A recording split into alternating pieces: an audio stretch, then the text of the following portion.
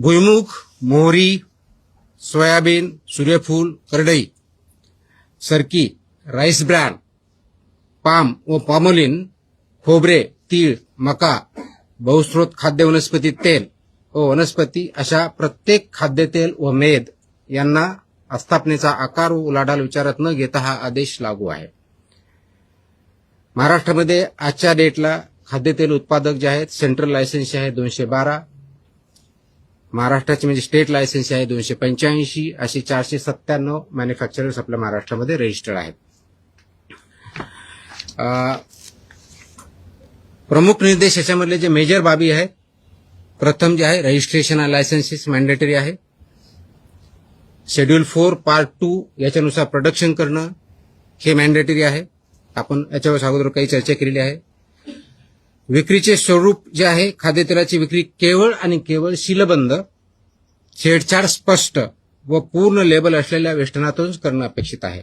म्हणजे याचा अर्थ सुट्टं तोल तुम्हाला विकता येत नाही. सुटे आणि वेष्टन रहित विक्रीस प्रतिबंध आहे. हा रेग्युलेशननुसार आहे. हा आज मी नवीन आहे ते रेग्युलेशननुसारच आहे. सुट्ट्या स्वरूपातील तेल रवाना करणारा उत्पादक, दिस इज ऑल्सो इम्पॉर्टंट, म्हणजे जो सुटं तेल ट्रान्सपोर्ट करतो म्हणजे जो सेल करतो तो उत्पादक अथवा वितरक हा मूळ उल्लंघन करता असतो. He is basically basic offender आणि त्याचबरोबर कलम 26 व 27 वरून त्याच्यावर जबाबदारी निश्चित करण्यात येते. किरकोळ विक्रेत्याने म्हणजे जे कोणी आपण म्हणतो की किराणा दुकान असेल, छोटं सुपर मार्केट असेल, जे कोणी असेल, विनाशील अथवा छेडछाड झालेली खेप नाकारणं अपेक्षित आहे. त्यांना जर कोणी सेल करत असेल तर ते त्यांनी ऍक्सेप्ट करू नये व पुरवठादाराची माहिती अन्न सुरक्षा अधिकाऱ्यास कळवणं अपेक्षित आहे. त्यांनी जर हे केलं नाही तर ते पण तेवढ्याच बाबतीत जबाबदार राहतात. बहुस्रोत खाद्य वनस्पती तेल जे आहे आणि मोहरी तेल याच्या बाबतीत स्पेसिफिक सूचना आहे. आगमार्क प्रमाणपत्रासह 15 किलोग्रॅमपेक्षा अधिक नसलेल्या सीलबंद वेष्टनातच विक्री करणं अपेक्षित आहे. वेष्टनाच्या दर्शनी भागावरती बहुस्रोत खाद्यतेल ही घोषणा असणं अपेक्षित आहे. त्या घोषणेमध्ये प्रत्येक घटक त्याच्यात इन्क्लूड आहे, त्याचं नाव व वजनी टक्केवारी आणि सुट्टे विकू नये ही घोषणा सुद्धा अपेक्षित आहे. 8 जून 2021 नंतर उत्पादित कोणत्याही बहुस्रोत खाद्य वनस्पती तेलात मोहरी तेलाचा समावेश करता येणार नाही. याचं नोटिफिकेशन ऑलरेडी 2021 मध्ये काढलेलं आहे. त्याच्यामुळे मोहरीचं तेल जर विकायचं असेल ते फक्त 100% तेल शुद्ध मोहरी सेपरेट एंटिटी म्हणूनच विकता येतं, ते मिक्सर करता येत नाही. तिसरा जो महत्वाचा मुद्दा आहे गुणवत्ता व भेसळ या बाबतीतला आहे.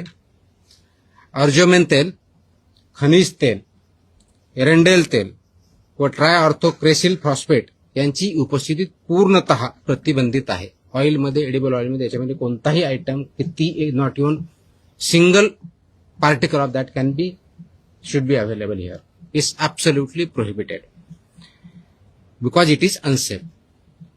औद्योगिक ट्रान्सफास्ट ऍसिड एकूण तेल किंवा मेदाच्या वजनाच्या 2% पेक्षा जास्त असणार नाही. रिफाईन तेलाचे आम्लमूल्य 0.5 किलोग्रॅम पेक्षा अधिक असणार नाही. जड धातू, अफ्लाटॉक्सिन, बहुचक्रीय सुगंधी हायड्रोकार्बन्स व अविष्टक विद्रावक विहित मर्यादेत अनुज्ञेय याच्या पुढे चालणार नाही. पावसाळ्यात व त्यानंतर मोहरी तेलातील अर्जमेन भेसळीविरुद्ध हंगामी संनियंत्रण जास्त आम्ही करत असतो, ती यावेळेस पण आम्ही करणार आहोत. जे पॅकेजिंग आहे ज्याला वेस्टर्न म्हणतो, थेट संपर्क म्हणजे ज्याच्यामध्ये हे पॅकेज केलं जातं, मग तो काही प्लास्टिकच्या बाबतीत असेल, काही टीनच्या किंवा स्टीलच्या बाबतीत असेल, ती शुड बी फूड ग्रेड असणं अपेक्षित आहे आणि ते NABL लॅबनी प्रमाणित केलेलं असावं हे अपेक्षित आहे. लवचिक वेष्टनासाठीचे स्पेसिफिकेशन आहेत, खूप टेक्निकल आहेत. IS 14636, IS 1993 हे डिटेल्स आहेत. आपल्या याच्यावरती काही जर रिसर्च करायचे आहे ते माझ्या वेबसाईटवरती आहेत, you can go through that. Plastic जे वापरतं याच्यासाठी ज्याच्यामध्ये हे तेल पॅक केलं जातं त्याची स्थलांतर मर्यादा म्हणजे ज्या प्लास्टिकमधून त्या फूडमध्ये म्हणजे ऑइलमध्ये, एडिबल ऑइलमध्ये कितीपर्यंत अनुज्ञेय आहे तर ते 60 मिलीग्रॅम प्रति केजी. याच्यापेक्षा जास्त झालं तर इट बिकम्स अनसेफ. म्हणून त्या धर्तीचं प्लास्टिक किंवा पॅकेजिंग मटेरियल हे अपेक्षित असतं. आणि DHP सारखं जे प्लास्टिक आहे त्याची विशिष्ट मर्यादा ही 1.5 मिलीग्रॅम पर केजी आहे. त्याच्यामुळं पुनर्चक्रित प्लास्टिक जे आहे केवळ अन्न प्राधिकरणाकडून प्राधिकृत जे आहेत त्यांच्याकडूनच अवेलेबल करून घ्यावे. त्याचप्रमाणे त्यांची विक्री करून ते त्या मानांकनाचे आहेत हे बघावं आणि त्यानंतर ते वापर करावा. साठवणूक आणि वाहतूक याच्या बाबतीत सर्वात महत्वाची गोष्ट आहे की थेट सूर्यप्रकाश, उष्णता व गंधयुक्त वा घातक पदार्थापासून दूर ठेवणं अपेक्षित आहे, कारण त्याचा इम्पॅक्ट त्याच्या क्वालिटीवरती होतो. त्याचबरोबर फिफो मेथड वापरणं अपेक्षित आहे. घातक पदार्थ, खनिज तेल किंवा अखाद्य माल वाहून नेण्यापूर्वी वापरात असलेले टँकर खाद्यतेलाच्या ट्रान्सपोर्टेशनसाठी वापरता येणार नाही, ते प्रोहिबिटेड आहे. आता हे सगळं करण्याची आम्हाला गरज का वाटली, हा एक म्हणजे ही ऑर्डर काढण्यापाठीमागची आवश्यकता का वाटली, त्याच्यामध्ये 3 मेजर बाबी ज्या आम्हाला आढळल्या. मी तुम्हाला 12 टोटल सांगितलं, पण त्याचं एक 3 मेजर याच्यामध्ये आम्ही जर कॅटेगरायझेशन जर केलं तर लक्षात येतं की सुट्टं तेल आणि वेस्टर्न रहित खाद्यतेल याचा सेल होतोय आणि ते कन्झम्पशन होतंय, हे खूप मोठ्या प्रमाणात चालतं, ते अलाउड नाहीये. ही त्याच्यातली एक सर्वात महत्वाची बाब आहे. हे का होतं तर त्याच्यामध्ये लेबल नसतं, बॅच क्रमांक नसतो, वेस्टर्न नसतं, दिनांक नसतो, कधी मॅन्युफॅक्चर केलं ते माहीत नसतं, आणि हे माहीत नसल्यामुळे त्याचा स्रोत माहीत नसतो, आणि त्याच्यामुळे असं जर सापडलं, त्याच्यात फूड पॉइझनिंग झाली, त्याची केस झाली, तर ते कुठून आलंय, त्याचा स्रोत काय हे माहीत नसल्यामुळे आपल्याला कारवाई करता येत नाही, म्हणून हे प्रोहिबिटेड आहे. तर अशा प्रकारच्या घटना घडू नयेत, ते अनसेफ आहे. हा एक सर्वात मोठाचा धोका याच्यातून निर्माण झालेला आहे, आणि म्हणून त्या अनुषंगाने याच्यावरती जास्त स्ट्रिंजंट कारवाई करणं अपेक्षित, हा पहिला मुद्दा. दुसरा जो मुद्दा आमच्या मेजर निदर्शनास आला आहे, वापरलेल्या किंवा गंजलेल्या डब्यात पुनर्भरणं. म्हणजे बऱ्याच अंशी एक खूप मोठी इंडस्ट्री याच्यावरती काम करते की हे जे यूज टीन आहेत, म्हणजे डबे ज्याला म्हणू आपण, ते परत रियूज करतात पॅकिंगसाठी, विच इज प्रोहिबिटेड. ते रियूज करताना त्याच्यामध्ये अडल्टरेशन होऊ शकतं, अनसेफ होऊ शकतं, आणि त्याचा वापर झाल्यामुळे जे ह्युमनसाठी कन्झम्पशनसाठी अलाउड नाहीये, प्रोहिबिटेड आहे किंवा अनसेफ आहे, असा प्रॉडक्ट तयार होतो. म्हणून खनिज तेल, वंगण, रंग किंवा रसायने साठवलेल्या डब्यांचा पुनर्वापर तसेच डाग वेल्डिंग केलेल्या डब्यामधून धातूजन्य दूषितता होऊ शकते, आणि म्हणून त्याचा वापर प्रोहिबिटेड आहे. परंतु या इंडस्ट्रीमध्ये काही इस्टॅब्लिशमेंट इलिगली हे वापरतात, त्याच्यामुळे त्यांच्यावरती कारवाई जास्त प्रमाणात होणं अपेक्षित आहे. हा दुसरा मेजर इश्यू आमच्यावरती आम्हाला जो आढळून आलेला आहे तो आहे. आणि तिसरा आणि अत्यंत महत्वाचा, विशेष करून तुम्हा आमच्या सगळ्यांसाठी जे मोठ्या सिटीजमध्ये राहतात, मोठ्या हॉटेल्समध्ये किंवा रेस्टॉरंटमध्ये राहतात, त्यांच्यासाठी की तळणीच्या तेलांचा वारंवार वापर, हे जे ऑइल यूज केलेलं आहे त्याचा परत रियूज होतो. ते वारंवार तापल्यानंतर काय होतं तर त्याच्यामध्ये हानिकारक ध्रुवीय संयुगे, ट्रान्स फॅटी ऍस तयार होतात, ऍसिड्स तयार होतात, अल्डिहाइड्स तयार होतात, आणि त्याचा परिणाम आपल्या हेल्थवरती होतो. त्याचा सेवनाचा संबंध रक्तातील आपलं मेदविकृती, धमनी काठिण्य, उच्च रक्तदाब, यकृत व मूत्रपिंडाची हानी आणि कर्करोगाच्या वाढत्या धोक्याशी डायरेक्टली कनेक्टेड आहेत, असे रिसर्च आहेत, त्याच्यावरती हेल्थ पेपर आहेत, आणि WHO पासून सर्वांच्या याच्यामध्ये वॉर्निंग पण आहे.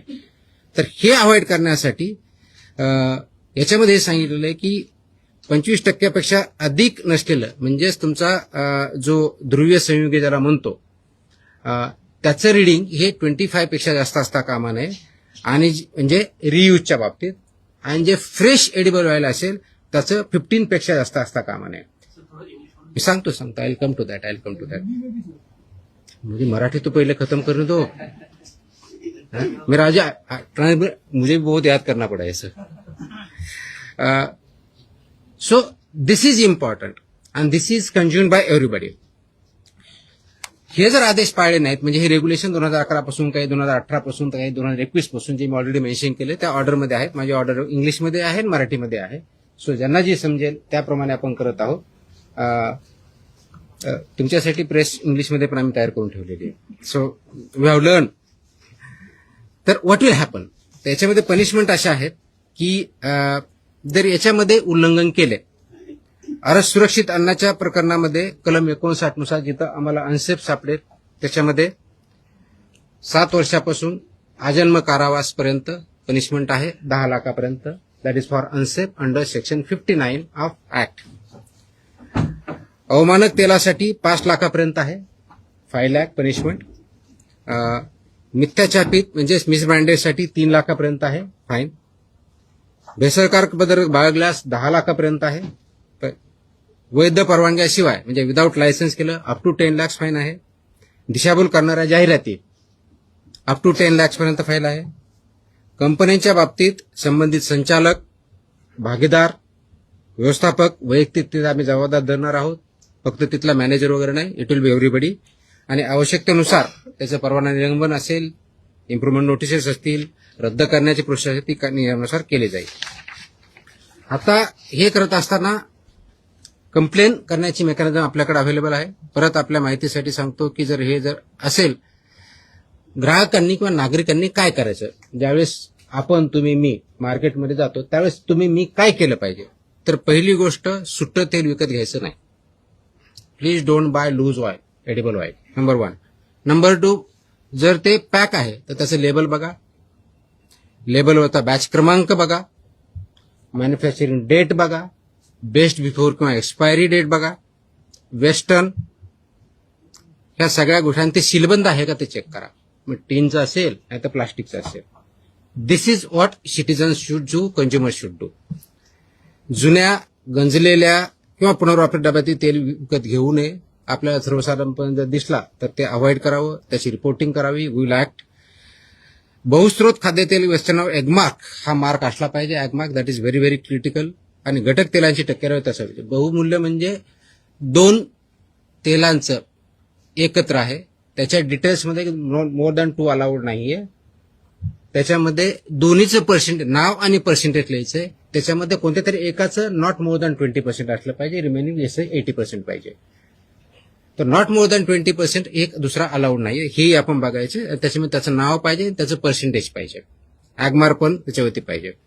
आणि तळणीचं तेल वारंवार वापरायचं नाहीये. म्हणजे बऱ्याच वेळेस आपण ते घरात सुद्धा वापरत